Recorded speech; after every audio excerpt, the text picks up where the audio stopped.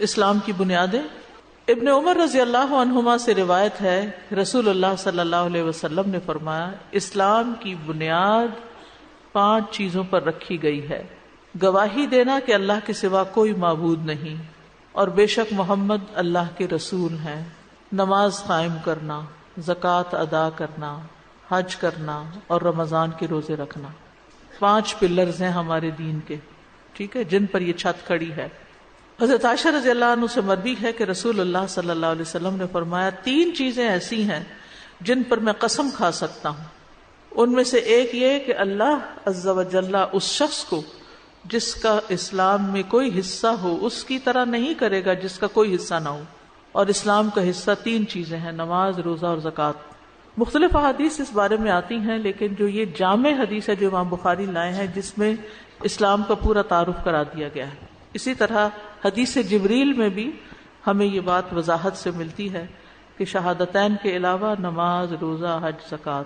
ٹھیک، یعنی اگر کوئی شخص لا الہ الا اللہ محمد الرسول اللہ پڑھ لیتا ہے لیکن نماز نہیں پڑھتا تو اس کا دین ناقص ہے، اور بعض کے نزدیک تو وہ دین سے ہی خارج ہے.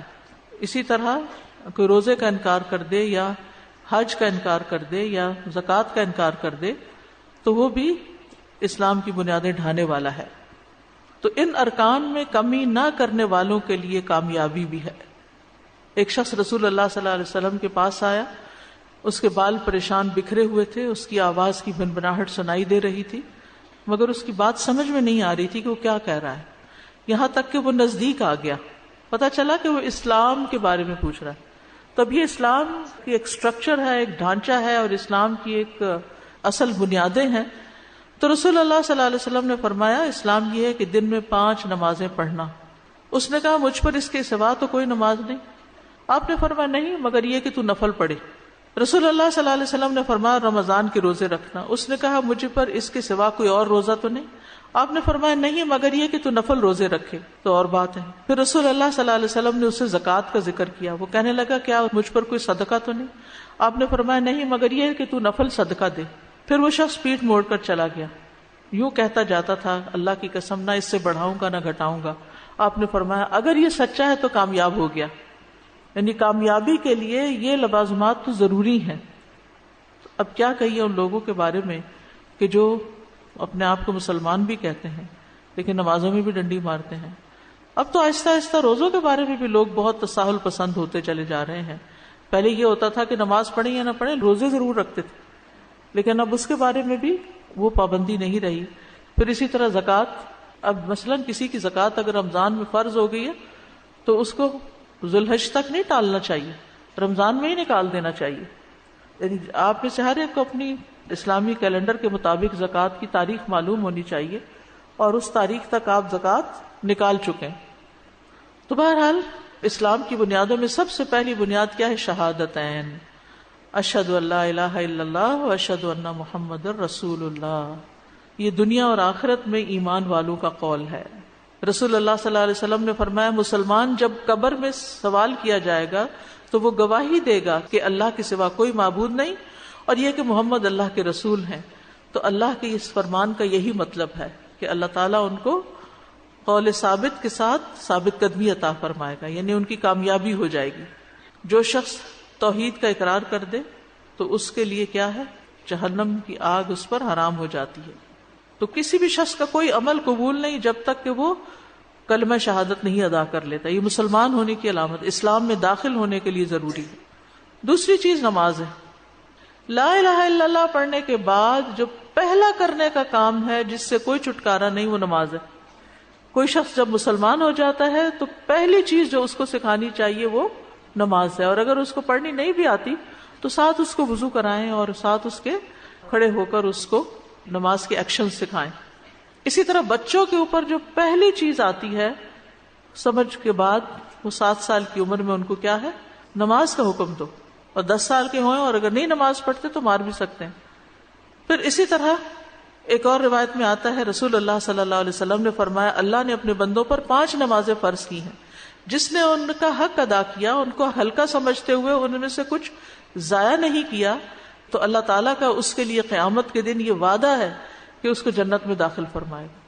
تو پہلی چیز جس کا ہمیں اہتمام کرنا ہے اور اس میں کوئی کمی نہیں آنے دینی، اس کے آداب اور شرائط اور فرائض اور ساری چیزیں، وہ نماز ہے. اگر نماز درست ہوگی تو سب چیزیں درست ہو جائیں گی، اور اگر کسی کی نماز ہی درست نہیں تو باقی چیزیں تو پھر قابل قبول نہیں. بہت سے لوگوں کو یہ دیکھا گیا ہے کہ وہ مثلاً علم حاصل کرنے میں لگتے ہیں، پڑھنے پڑھانے میں لگتے ہیں، یا دین کے کام میں لگتے ہیں، نمازوں سے سستی برتنے لگتے ہیں. سستی کیا، دیر سے پڑھتے ہیں، یا یہ کہ بس جلدی جلدی دو چار ٹھونگے مار لیتے ہیں. یہ میں نے اپنی آنکھوں سے مشاہدہ کیا. تو مجھے بڑی حیرت ہوتی ہے کہ دین کی خدمت صرف دوسروں کو لیکچر دینا ہے اور خود اپنی ذات پر اس کو اپلائی کرنا نہیں ہے. تو ہم سب کو اس چیز کے بارے میں کانشیس ہونے کی ضرورت ہے، اور جان بوجھ کے تو نماز چھوڑ ہی نہیں سکتے.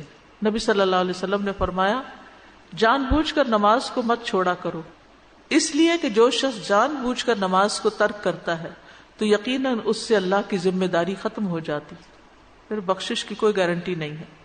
تیسری چیز روزہ ہے. یا ایھا الذین آمنوا کتب علیکم الصیام کما کتب علی الذین من قبلکم لعلکم تتقون. رمضان کے مہینے کے روزے فرض ہیں، لیکن ہر مہینے 3 روزے رکھنا سینے کے کینے کو دور کر دیتا ہے. ڈپریشن کا علاج ہے، دل کی گھبراہٹوں کا اور دل کی بے چینیوں اور پریشانیوں کا. چاہے ایام 20 کے رکھ لیں، چاہے سوموار جمعرات کا رکھ لیں، یعنی ہر مہینے ہر ہفتے ایک روزہ رکھ لیں. تو نیت میں اور ارادے میں رکھیں، کیونکہ ان 3 روزوں کی فضیلت بہت ہے. اسی طرح روزہ مومن کا قلعہ ہے، یعنی برائیوں سے بچاتا ہے، مصیبتوں سے محفوظ رکھتا ہے. انسان روزہ رکھ کے اپنی زبان کی حفاظت کرتا ہے، اپنی نگاہوں کی حفاظت کرتا ہے. انسان کے اندر ایک تقویٰ پیدا ہوتا ہے. یعنی ہم میں سے اکثر لوگوں کی یہ تمنا اور خواہش ہوتی ہے کہ متقی بن جائیں، لیکن اس کے لیے ان چیزوں کا اہتمام نہیں کرتے جو تقویٰ لانے والی ہیں. تو شہادتین اور نماز کے بعد روزہ.